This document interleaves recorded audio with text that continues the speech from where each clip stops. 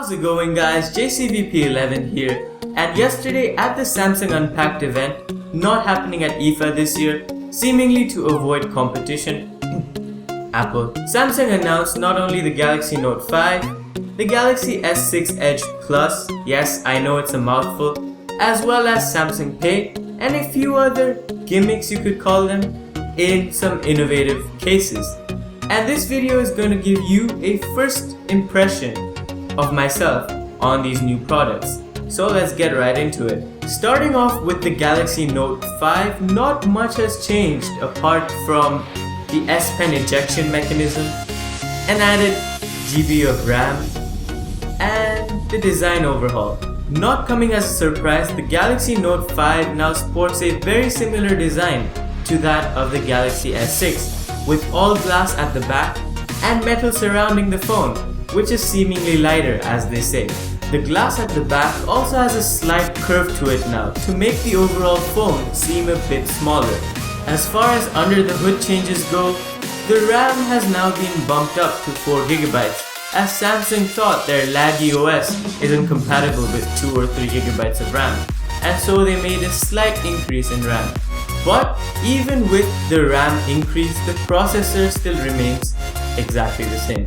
In terms of the S Pen, it's gotten a little bit of change as well. You're now able to take notes with the screen on your phone off, and this is quite a useful feature to anyone who wants to jot down quick parking spaces or quick little numbers from friends and family, etc. Something else that has changed is the ejection mechanism. The S Pen now clicks in and out, as you can see on screen, and they call this very satisfying.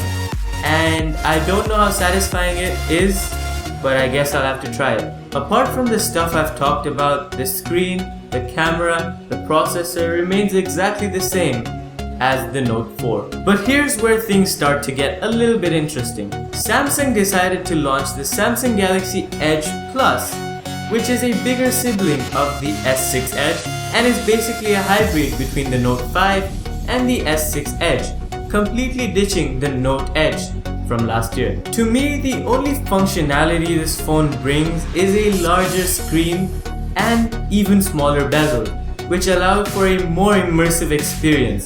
But other than that, it's basically an enlarged version of the S6 Edge, and it's the Note 5 without the S Pen. So I'm a bit skeptical as to how Samsung's gonna sell this phone on the market, but knowing them, they're gonna do a pretty good job anyway.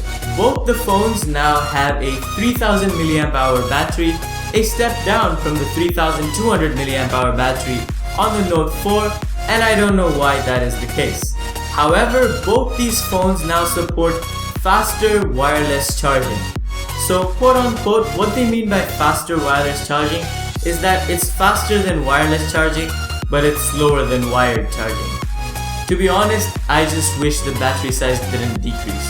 Phones apart, Samsung also announced Samsung Pay, which seemed like the most important announcement, at least to me, in that event. It was important not because it was Samsung Pay competing with Apple Pay, but it was important also because not only does it have the secureness of your fingerprint using the fingerprint scanner and Samsung Knox built into your phone, but it also has the ability to not only support credit cards, debit cards, but also shop loyalty cards. So like cards from Tesco's, Carrefour, all of that can now be implemented directly onto your phone. So you don't have to carry so many cards in your wallet or your pocket, or you don't have to lose them or forget them at home. Unfortunately though, this feature from Samsung won't be making its way to Dubai anytime soon, but you can expect it in South Korea and China on the 20th of August, one day before the Note 5 and the S6 Edge Plus go on sale, and in the US on September the 28th. And lastly, Samsung announced this. It's basically a hardware keyboard that can attach straight to the screen of your phone, which gives you the experience of typing on a hard keyboard.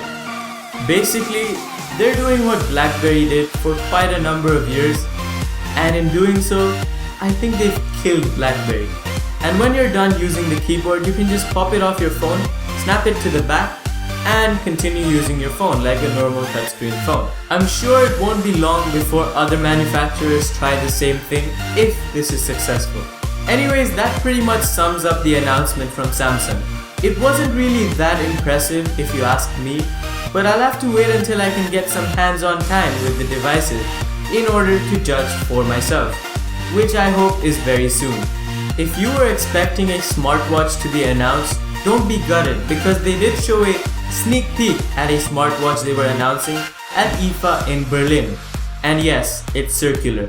If you enjoyed, make sure you drop a like on this video and leave your thoughts in the comment section down below on the new devices.